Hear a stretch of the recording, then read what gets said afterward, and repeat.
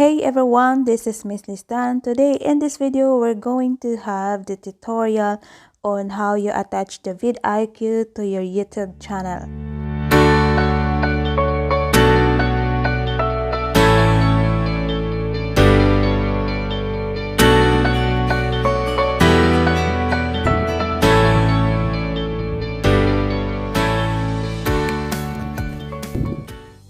So note, this is only for those who are beginners on YouTube and they're wondering what is VidIQ.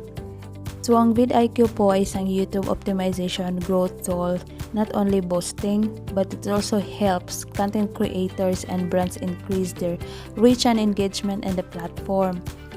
And tapos nagpo-provide din po sila ng mga features gaya ng keyword analysis, video optimization suggestion, real-time analytics, at saka syempre yung mga kakompetensya mo, and among others. The goal of VidIQ is to help users grow their YouTube channel by providing actionable insights, tsaka yung mga tools na para mapa-improve pa yung mga video content natin at ang mga promotion strategy. Pero sa video ito, exclusive ko lang po ituturo kung paano natin siya i-attach sa ating YouTube channel. VidIQ po, mamamonitor po natin ang takbo ng ating channel, kung tumataas ba yung subscriber, kung maganda ba yung pagka-upload ng ating mga video. So ngayon, ituturo ko kung paano natin siya i-attach ngayon sa ating channel para masimulan na natin siyang i-optimize. So without further ado, let's go! So let's say that we already received the link and then just click the sign up with a Google account, which is the account that you're using for your YouTube channel. So wait lang natin siya ng seconds and then ito po yung lalabas. Yan, makikita no po dito, i-continue nilang po yung VidIQ. Click nyo yung continue. Tapos ito yung lalabas, may video dyan, may tutorial din si VidIQ. So just skip for that. Skip for now. Just watch it later. Then download the extension. Yan po makita nyo. Download the extension and then go down and check here. Here, dito po may display yung channel nyo kung marami kayong channel or even just only one. Now, i-click lang po natin yung download extension. Ayan na. So now, after we download, just add the Chrome. Add Chrome. And then add. It's checking. Wait lang po natin ng ilang segundo. Tapos, installation was success.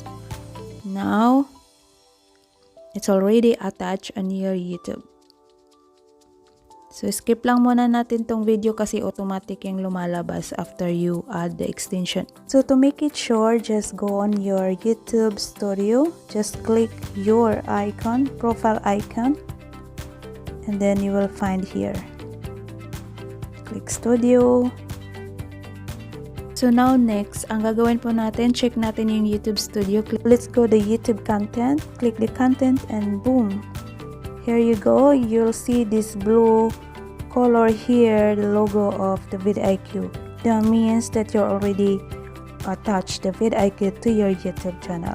Now you can start editing everything in your channel, all of the videos as you like.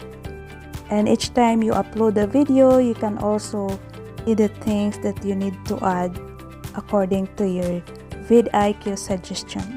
Ang kagandahan po ng VidIQ, meron po silang thumbnail. Pwede kang mag-check dito na ikaw mismo mag-edit through the VidIQ. And also, they have here the score. You can see here, this is a score of your video that you're going to upload. And here also, these are the keywords. And you write it here on the tags. Each of the suggestion here that is related to your video, according to your video. You cannot just put anything here na hindi naman siya related dun sa ina-upload mo na video.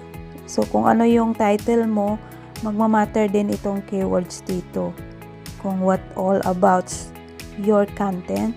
Tapos makikita mo yung suggestion na pwede mo siyang ilagay sa keyword.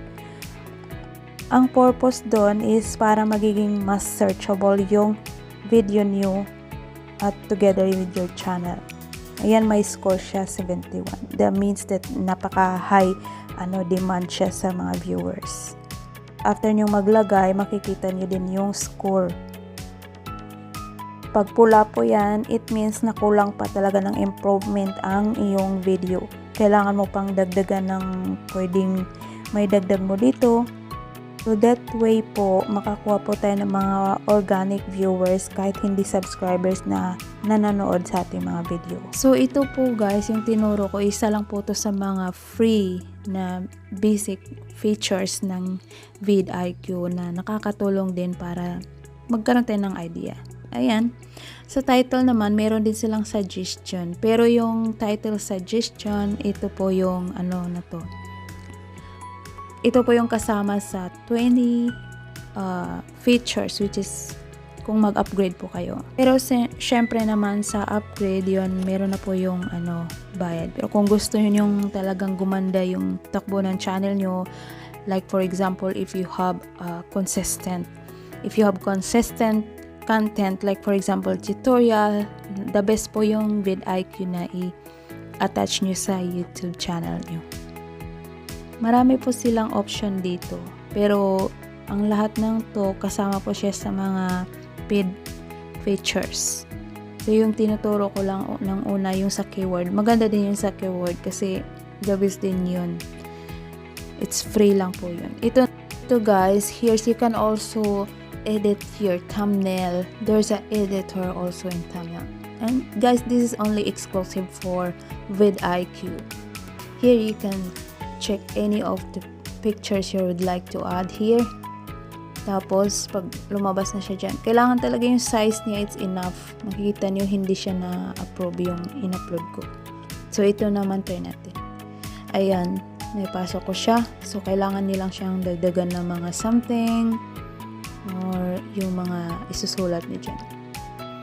And that's all in my tutorial for today. I hope you like it and I hope it helps at least. And if you like this video and if you want to sign up for VidIQ, just go on my description below. I put the link there. Sign up now for free. If you have any tutorial to suggest or if you have any question in this video, just comment down below at magre-reply po ako kaagad.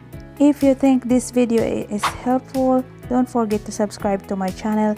Hit that like button there and notification bell for more videos to come every week. Thank you for watching and see you next time. Bye for now.